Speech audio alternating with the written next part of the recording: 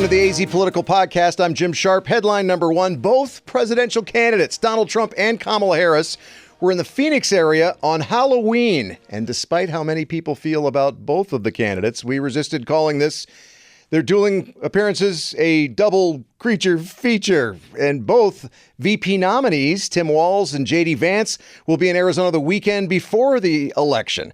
Headline number two. Arizona polling conducted the week before the election shows the presidential race is a toss-up and the U.S. Senate race is actually getting tighter. Republican Donald Trump has a slim 47% lead over Democrat Kamala Harris, according to Noble Predictive Insights, and Democrat Ruben Gallego saw his lead over Republican Kari Lake shrink to 44%. And headline number three, a Superior Court judge has ordered the Arizona Secretary of State's office to release the names of thousands of people registered to vote in Arizona who, through a coding error at the state's motor vehicle division, no fault of their own, failed to provide proof of citizenship. It's a requirement in Arizona to vote in state and local elections.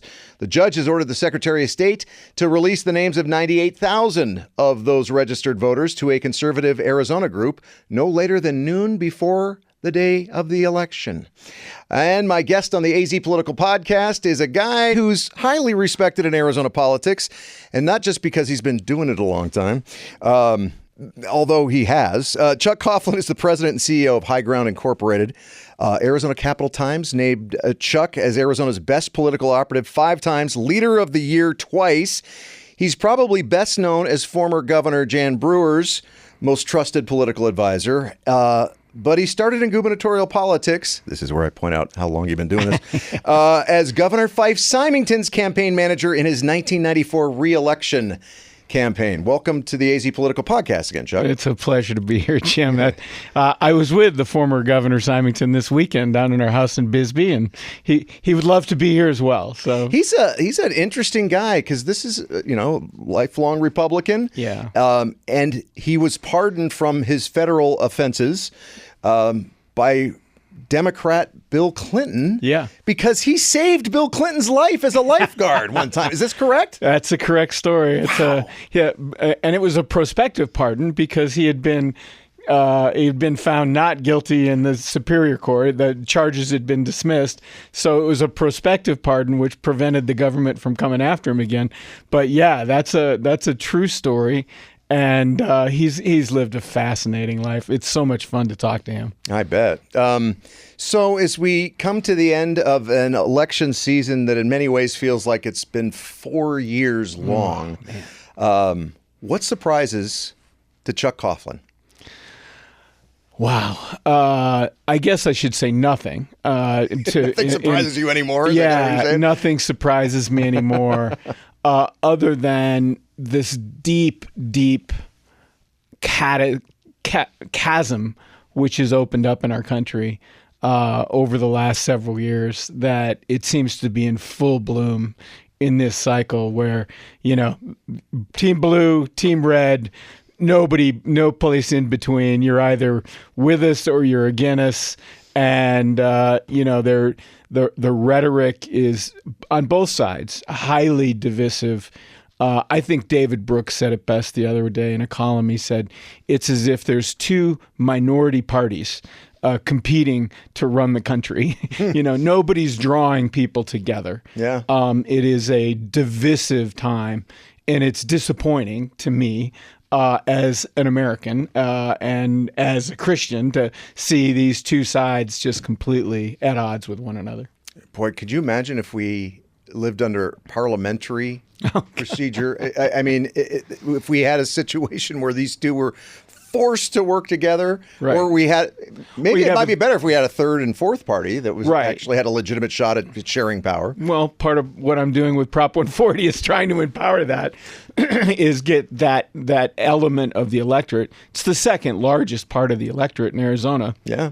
And the fastest growing are unaffiliated voters. More and more people are disassociating themselves from an identity perspective with either party, and they're voting with their feet. They're saying, I don't want to be a part of that. Yet these are the 2 parties that are serving up our options, 100% of our options. They are in control of the menu, and until somebody decides that we don't want to give them control of the menu anymore, these are the things that we're going to be forced to deal with. Speaking of menus, Paul Bentz, who you work with at HighGround, used the term a la carte voters with us to point out how people are voting with their feet, and sometimes the foot's on one side of the ballot, and sometimes the foot's on the other side of the ballot, because we're going to see an unusual specter this go around of a person who's voting for Trump is also voting for Ruben Gallego, a Democrat, will also vote for the prop that is going to put abortion rights into the U.S. Constitution, and will vote for the border referendum as well. Right. It's happened. I mean, we've seen that over the last several cycles. You had Cinema Ducey voters back in the day. In 20, there was something else on there that was the same type of. We just see more of it now. You see more of this division within the electorate, and how you'll get, like you say, a Trump Gallego voter, and people will skip Lake. You'll get people in favor of the border initiative and in favor of reproductive rights. But that's where the electorate is. There's the decisive part of the electorate in Arizona is in the middle. It's in the middle, and it's those unaffiliated voters that are 28. We think there'll be about 28% of the electorate this fall, and they become the decisive factor in who wins a statewide race in Arizona. And they're really essentially the human talking points for your proposition that would have us have open primaries and possibly ranked choice voting in Arizona. Right, possibly. Right. But it is that's the system that we're caught in today. And it's this, like I said earlier, it's red versus blue. It's team red versus team blue. And most Americans don't honestly think that way. I mean, a vast majority of Americans today are not registered with either party. But there's even a chasm within Team Red. Oh, yeah. Which caused you to leave the Republican Party. Yeah. You were a registered Republican for a long, long time. Right. And you decided you didn't want any more of it. And it's because it's become more a party of populism than principles, is it? Yeah, I mean, well, my walk was when he threw McCain under the bus, and that's continued to be a problem with his difficulty in finding causes greater than his own self-interest, his inability to recognize self-sacrifice, which I find to be the most important part of America. George Washington, there was a great article in The Atlantic this last week about Washington and how blessed we were to have a man who stepped away. You know, he could have been king for life, but he said, I'm going back to my plantation. I'm going to let this experiment move on. You know, America's bigger than any individual. And the ideas that we celebrate are celebrated in celebrating the individual, not the party, celebrating the idea of country over party, of principle, as you just said, over party. And those things are lost these days in our politics, and we don't see people doing that anymore because, as we're discussing, we have an election system today that doesn't value that. We have an election system today that punishes principle over party, that rewards party over country, and it's harder and harder to get people to exercise. I'll go back to Jan. Let's go back to Jan Brewer in 2010 when she became governor. We had a $3 billion budget deficit. Yeah. There was 30% of the state budget had left the building. That's unprecedented. Yeah. And her choice by President Biggs at the time was, well, we'll just cut our way out of that. Well, that was 50% of the state budget is public education. A bunch of it is public health care. And she's like, I'm not willing to do that. And so as governor, she did something unprecedented. She said, I'm going to put a temporary sales tax on the ballot. Oh, my God. And she didn't tell me or anybody else she was going to do this. And I said, I take it all back about his being her most trusted political advisor. Well, she's her own most trusted political advisor. All right, fair enough. But she did that. And I would have supported it. I said, but you need to plant some flags around for the electorate to follow. And she just got lit on fire. Republicans lit her on fire. Democrats threw gasoline on her. And it was a miserable 2009 and 10 until May when we got the budget through, or actually it was February we got the budget through and we got that constitutional amendment on the ballot to temporarily raise sales tax. Of course, it won with like 58% of the electorate. And then we could begin to work on problems. But that was principle over party. She valued public education. She valued public health care more than she valued her own political skin. And, man, I just think the world of her. I will always think the world of her for having done that. You brought up Washington. You brought up sacrifice on the part of, public office holders. Did you think it was a little disingenuous? Because I was actually in Chicago covering the Democratic National Convention when people, person after person after person was comparing Joe Biden to George Washington because he stepped aside. When the truth of the matter is he didn't necessarily step aside for the country. He stepped aside for the party, right? He did.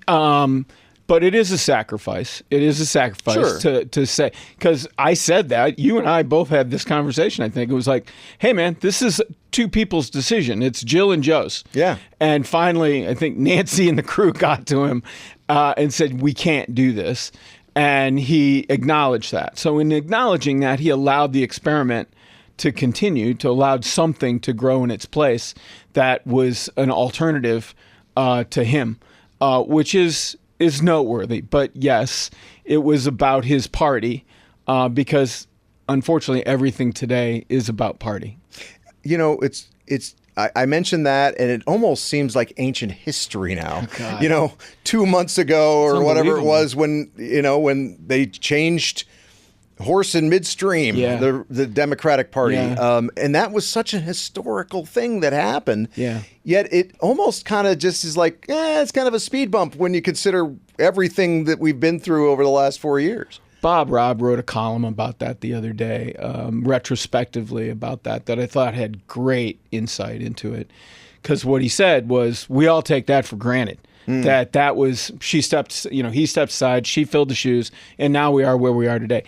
No, I mean, it took an amazing amount of political skill on her part to pull that stunt off. I think I said at the time, as the Olympics were starting, I said, this is going to be like a Simone Biles floor routine, over 2 weeks to try and land this thing coming out of Chicago. Right. And she did. Yeah. And it was amazing.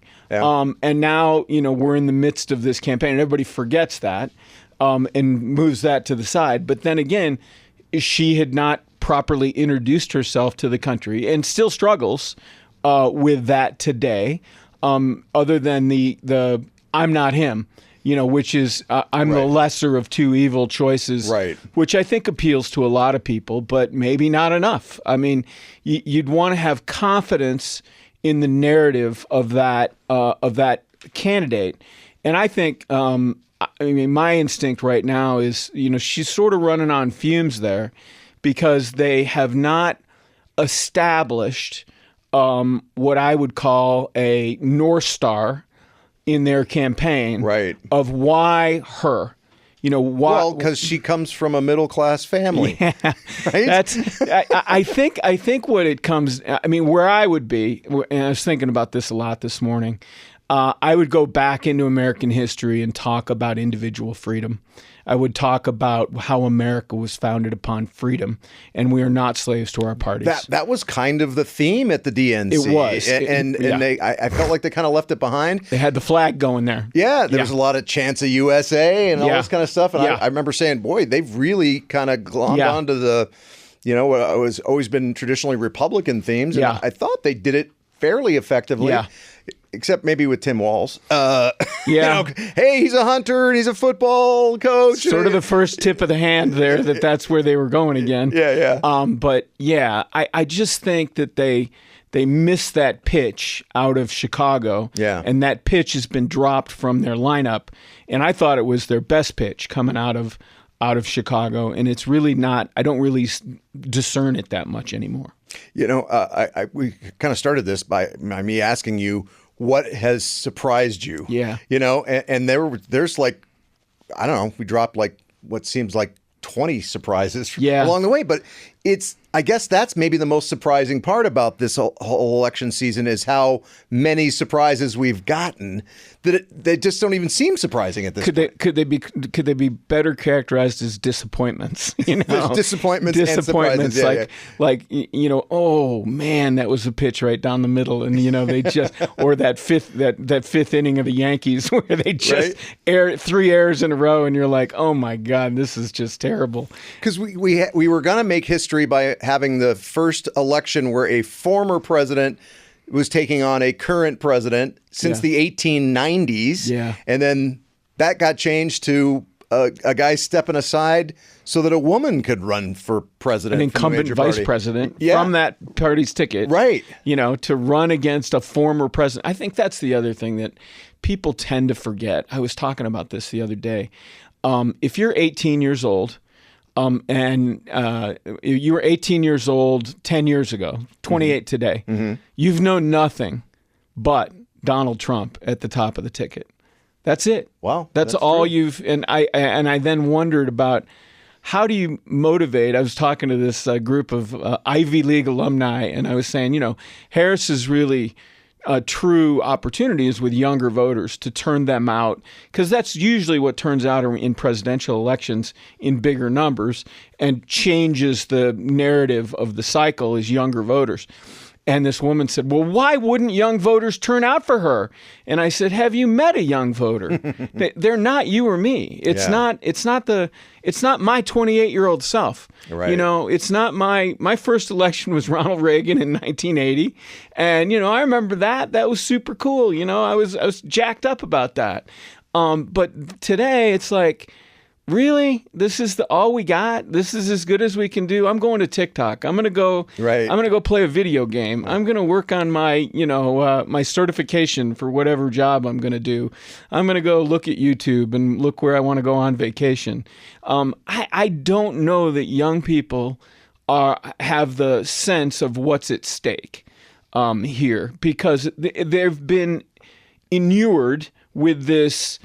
The last decade of politics has been this trash talking, belittling, it's like schoolyard bulliedom, and there's like nothing there to inspire them. So why am I going to play in that? Yeah, there's no, city on a hill like Reagan had. No. There's nothing which I think you and I could equate to in our lives and go back to and say, wow, that was inspirational. That I still go back and I was reading, that Doris Kearns Goodwin's book about her husband, and he was one of the speechwriters for Kennedy, and ended up becoming a speechwriter for LBJ. Mm-hmm. And he wrote the '65 Civil Rights speech, which I went back and listened to the other day, and for a good old boy from Texas to be given that speech, you're like, holy moly, that guy has moved mountains of yardage to get to where he is right now. And you don't see that kind of political transformation anymore. The stakes, all the money that's at stake it almost freezes you in these spaces and the political culture. I mean, Trump was talking about it the other day. Yeah, you're scared to do anything different because the money's going to get pulled out from under a rug. Well, like and all the Trump advisors are yelling at him like, "Don't tell women that you're their savior. It's not a winning line." He goes out and tells people that. He says, "They're telling me not to say this." Well, they're right, but it feeds that base that he's building off of. And I also have to say that there's a little bit of that going on the Democratic side well, because, Bill Clinton was not Ronald Reagan, but Bill Clinton could make you feel like he knew exactly what you were going through. And I don't feel that from Kamala Harris. I didn't really feel it from Joe Biden either. It feels like both parties are getting away from this ability to connect with voters. So it makes all the sense in the world that, you're talking about Ivy League voters. And by the way, this is the difference between him and me. I'm going to be talking to a 6th grade class on Monday. Nice. About the election. There is nothing for them to connect there with, correct? No. And more people are disconnected, hence why people are not registering as Republicans or Democrats anymore. So do you think the Republican Party is going to move on if Kari Lake and or Donald Trump lose the election. If Donald Trump wins the election and Kari Lake loses, does the Arizona Republican Party move on from Kari Lake? I don't think this is a realistic possibility. Donald Trump loses the nationwide election and Kari Lake somehow wins the Republican I don't see that either, but seat in the Senate. Right. Lots of possibilities there, but they all come back to where do we see the Republican Party going? And you could also put a corollary on that. Where do you see the Democratic Party going? Right, please. And I'm not clear. I'm not clear if Trump loses what the spirit of reform could possibly exist within that party. I mean, he's remade the party the working class party based upon grievance and anger. And so how do you hold that part of the party together, that he's now remade it, and then sort of blend in this aspirational idea of, service to your country, and maybe Vance or somebody could do that because they're a veteran. Right. Maybe they could bleed that narrative back in slowly to creep back in where it can be the working class party and we can honor self-sacrifice and we don't have to vilify our opponents all the time. We have a higher idea of a principle in mind. You saw some of that in that vice presidential debate. You saw a bit of it. Yeah. As much of a chameleon as J.D. Vance is, he's a very smart guy. Oh, yeah. I was talking to Mike Murphy, who was McCain's guy, who apparently said, that he got called by Vance when he was thinking about running for Senate in Ohio. And his initial conversation was, I don't want to be a Trump Republican. I want to be an anti-Trump Republican. And Murphy told him, that's not possible. You're going to lose if you. So what did he do? He morphed himself into, rationalized himself into the space that he's in today. So if he can rationalize himself there, he can rationalize a new version of the Republican Party. I would hope that to be true, and a version of the Republican Party that is worthy of Lincoln and the defense of the city on the hill that Reagan talked about. So how about the Democrats? They have to reach back to that civil rights era stuff, and come back with a narrative that brings people together about freedom. They had it in Chicago. They had it, and they have to embrace that. But what they fall into all the time is what Kamala fell into last night, in my view, is, it's about women. It's about, that gets back to the Ted Kennedy criticism of the Republican Party or the Democratic Party is, we can't be just the party of labor. We have to be Americans first. We can't be just the party of women. We have to be the Americans first. We can't be the party of minorities. We have to be Americans first. So how do you bleed all those narratives together? And in my view, what that is the Bill of Rights. It's a defense of our Constitution. It's a support of American individualism, that the individual is always ranked higher than the party. The individual rights and individual is always honored over the party, over the collective. That's the strength of America that we all know, but we really don't appreciate that much anymore because, we've got into this social media age where everything sort of bleeds together and it's us against them and not us for us. Yeah, it's interesting because as you were talking about, making the Republican Party the party of the working class, I remembered my stepdad, the guy who raised me, a blue-collar union guy, couldn't wait to vote for Reagan's reelection. And it was that was like he brought a lot of blue-collar, Democrats over. I don't think my stepdad was actually a registered Democrat at any point, but he was a union member. But that's the way he behaved. That's the way he behaved. Yeah, and so it's interesting that the Democrats have kind of left that aside, but you mentioned the Bill of Rights. There's that Second Amendment too. That the Democrats seem to embrace it to a certain extent in Chicago, even putting Tim Walz on the ticket. Well, we're not going to take people's guns away. That's a mental health problem.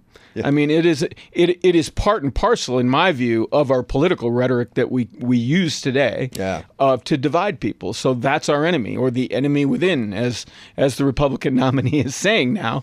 That's part and parcel of that rhetoric. That's a growth of that narrative.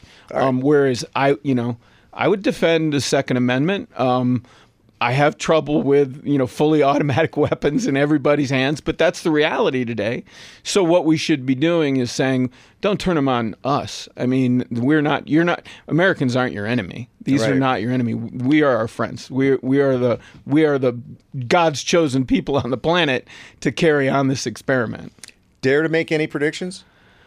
Oh boy. Yeah, I think I can do one. I think I could say that, the higher the turnout, the more likely it is Harris is going to win. Okay. I would look at turnout, which is lagging behind right now, that 2020 level. They've had 3 record days at Maricopa County over the last 3 days. I suspect yesterday will be a record day as well. I suspect tomorrow will be a record day. I suspect Saturday will be a record day, and Monday. But turnout is a critical element. I just think the universe has more upside for her. Back to that younger voter thing. If you can get them out to vote, there's a higher upside to her growth potential than Trump's universe. And she does better with independents. Or unaffiliated voters, PNDs. Yeah. Trump's winning some of those other voters, those libertarians, Green, those single-issue voter groups. He's winning them, but 2/3 of that independent file is PNDs, party not designated. Right. The other third is independent, and she is winning those votes right now by about 5 points. And the rule in Arizona since 2016 is you have to win unaffiliated voters in order to win a statewide election in Arizona. Right. In my history, that Sinema did it. Kelly and Biden did it. And in 22, you had the Democratic ticket do it, all the way down to Kimberly Yee. And so the rule is the rule until it's not the rule. Mm-hmm. And what Trump's trying to do is bounce that Republican turnout up. Right. You saw that George Califf poll the other day, but he had a +8 Republican base in that. Right. That hadn't happened since 12. Yeah. We haven't had that. And so it's interesting to see, we're calling it a +4 Republican cycle. That's a competitive cycle. But if turnout's in that 79% range, I'd say Harris is going to win. If it's below that, I'd say Trump's going to win. I'm going to run through a couple of races real quick here. Yes, sir. You can either say yes, no, I refuse to answer. David Schweikert versus Amish Shah. Does Schweikert retain his seat? I don't think so. Okay. I suspect it'll be very close. But you see those absentee turnout numbers, those early voter turnout numbers in Kate Brophy in Bill Gates' district. Mm-hmm. Democrats are running neck and neck. Yeah. I mean, and independents, again, provide the edge in that cycle. And I suspect that that's not comfortable territory for Schweikert to be fighting in. Juan Ciscomani or Kirsten Engel in southern Arizona. Man, that's a tough one. Which, by the way, that district actually comes up into Pinal County, so it's really kind of part of the metro as well. It is. It's got parts of Pima and all the way down to Cochise. Mm-hmm. It's got some deeply red parts of the state that are in it, but it's got chunks of Pima County and northern and southern Pinal County in it as well. We were doing a test the other day on District 17, where Vince Leach beat Wadsack. Yeah, the legislative district. Right, huh? and Vince Leach is in a complete dogfight with the Democrat there, and there's a Democrat running for the House that's, I think, going to win a seat down there.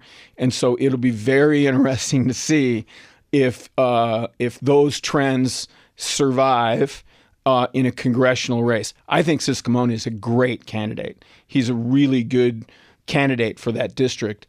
And I would say it'll be an upset if Engel wins it, but there's a shot. if you force me to bet on it, I'd say Juan still pulls it out. And then Eli Crane, does he beat It's Jonathan not a race. Nez, It's not a race. The former Navajo this president? is all Okay. nonsense Yeah. that people are.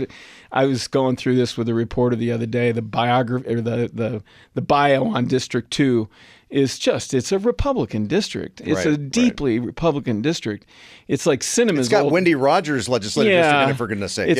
It's like Cinema's old District 9 here in the Valley. Everybody said that was always a swing district. McCain was the only Republican ever to win in District 9, and there hasn't been a Democrat to win in District 2, and it's not going to happen in this cycle. And finally, Gallego Lake just got too much ground to cover. And too many people have already voted. Yeah. I mean, she created her own persona over the last 2 years, which limited her ability to even try to grow to a larger portion of the electorate. Whereas Rubin started this campaign, the liberal lefty guy that she claims he is, but nobody knew him because he comes from the smallest congressional district in the state.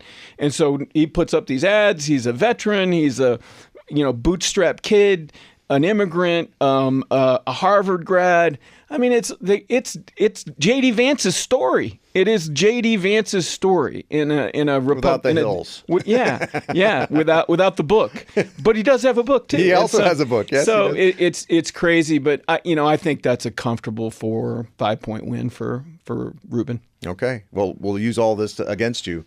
If you're wrong that's happened before. I'm aware. Well, thanks a lot, Chuck. Appreciate it. Thanks. Always Jim. good to chat with you, and maybe we'll do some of this after the election as well. And I won't. Well, if it goes well. Yeah. All right. Hey, thanks for watching the AZ Political Podcast. I'm Jim Sharpe, and we'll catch up with you real soon. Thanks for watching the AZ Political Podcast with Jim Sharpe. Click the box to watch more from KTAR News and tap the button in the middle to subscribe.